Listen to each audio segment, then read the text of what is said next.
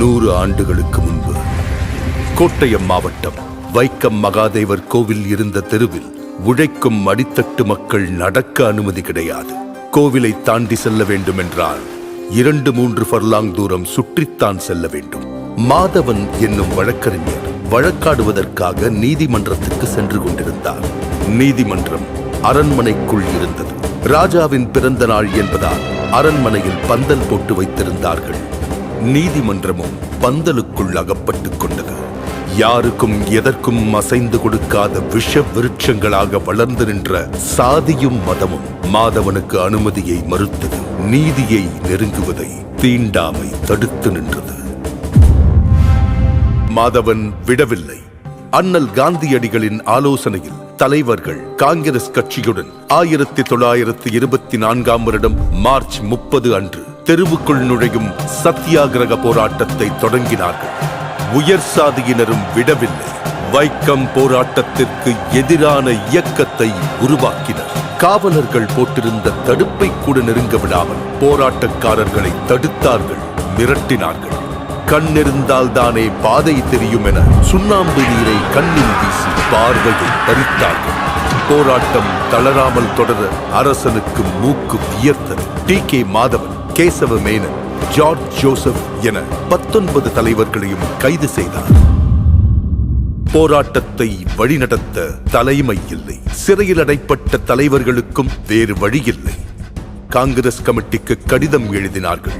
நீங்கள் வந்து போராட்டத்திற்கு உயிரூட்ட வேண்டும், இல்லையென்றால் அரசரிடம் மன்னிப்பு கேட்டு போராட்டத்தை கைவிட வேண்டிய நிலைக்கு தள்ளப்படுவோம் என்றது கடிதம். போராட்டத்தை தாங்கி பிடிக்க இரும்பு கரமே வந்தது. சாதிக்கும் தீண்டாமைக்கும் எதிராக எந்த சமரசமும் இன்றி போராட்டத்தை தொடர புறப்பட்டார் தந்தை பெரியார். வைக்கம் போராட்டத்தை சமூக போராட்டமாக மக்களிடம் கொண்டு போய் சேர்த்தார். கோவில் தெருவில் ஆடு நடக்கலாம், மாடு நடக்கலாம், மனுஷங்க நடக்க முடியாதா என்று கேட்டார். ஊர் ஊராக சென்று பிரச்சாரம் செய்தார். பெரியாரின் ஒவ்வொரு பேச்சும் வெடிகுண்டாக வெடித்து ஆதிக்க சாதிகளை அசைத்தது. மக்கள் கூட்டம் ஒன்று சேர்ந்தது. கலகலத்து போனது திருவிதாங்கூர் சமஸ்தானம்.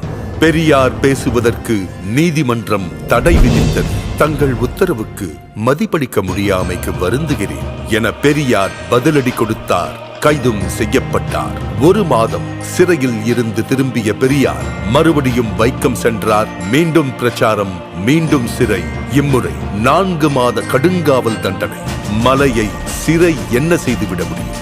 இந்த நேரத்தில் திருவிதாங்கூர் ராஜா சர் ராமவர்மா திடீரென காலமானார். சிறையில் இருந்தவர்கள் விடுதலை செய்யப்பட்டனர். வெளியே வந்த பெரியார் மீண்டும் போராடினார். பெரியார் தலைமையிலான போராட்டத்திற்கு பலன் கிடைத்தது. திருவிதாங்கூர் ராணி பேச்சுவார்த்தைக்கு முன்வந்தார். அண்ணல் காந்தியடிகளை பேச்சுவார்த்தைக்கு அழைத்தார்கள். பேச்சுவார்த்தைக்கு வந்த காந்தியடிகளிடம் தெருவில் நடக்கக்கூட அனுமதி வழங்குகிறோம், அதற்கடுத்து ராமசாமி கோவிலுக்குள்ளும் நுழைய வேண்டும் என போராடினால் என்ன செய்வது என்று ராணி கேட்க காந்தியடிகள் பெரியாரிடம் பேசினார். பெரியார் தனது நிலைப்பாட்டை விட்டுக் கொடுக்கவில்லை. பாதையை திறந்து விடட்டும், அதற்காக கோவிலுக்குள் நுழைய போராட மாட்டோம் என உத்தரவாதம் கொடுக்க முடியாது. வேண்டுமென்றால் இப்போதைக்கு அதற்காக போராட மாட்டோம் என சொல்லுங்கள் என்றார் பெரியார்.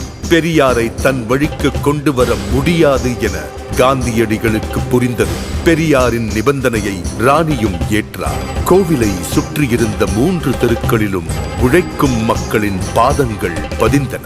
1925ஆம் ஆண்டு நவம்பர் மாதம் போராட்டம் வெற்றி கண்டது. எல்லாருக்கும் எல்லாம் என்கிற திராவிட அரசியல்தான் பெரியாரின் ஆயுதம். அதை அவர் முதலாக சுழற்றி வீசிய இடம்தான் வைக்கம். வைக்கத்தில் உள்ள அந்த தெருதான் இன்று கேரள சமத்துவத்தின் முகவரியாகவும் தமிழ்நாட்டு சமூக நீதியின் அடையாளமாகவும் புதிய இந்தியாவுக்கான ஒளியாகவும் இருக்கிறது.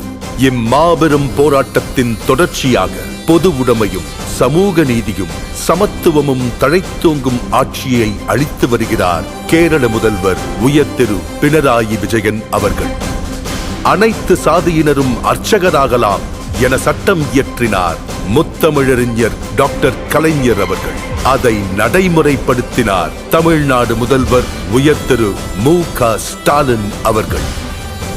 பெரியார் வகுத்து தந்த சமூக நீதி பாதையில் வீறுநடை போடுகிறது மாண்புமிகு தமிழ்நாடு முதலமைச்சர் திரு மு.க. ஸ்டாலின் அவர்களின் தலைமையிலான சமூக நீதி காக்கும் அரசு. 100 ஆண்டுகளை தாண்டியும் பெரியாரின் பகுத்தறிவு ஓர் ஆயுதமாய் பழமைவாதத்தை வேரறுத்து வருகிறது. இந்நிலை வைக்கம் போராட்டத்தின் நூற்றாண்டை சிறப்பிக்கும் வகையில் தமிழ்நாடு அரசு சார்பில் வைக்கத்தில் அமைந்துள்ள பெரியார் நினைவகம் ரூபாய் 8.14 கோடி மதிப்பீட்டில் புனரமைக்கப்பட்டுள்ளது. ஓர் உரிமை போராட்டத்தின் நினைவுகளை தமிழ்நாடு, கேரளா ஆகிய 2 மாநிலங்களும் இணைந்து கொண்டாடுவது சமூக நீதி பயணத்தின் முத்தான தருணம். இந்தியாவின் கவனம் இதை நோக்கி திரும்பும்.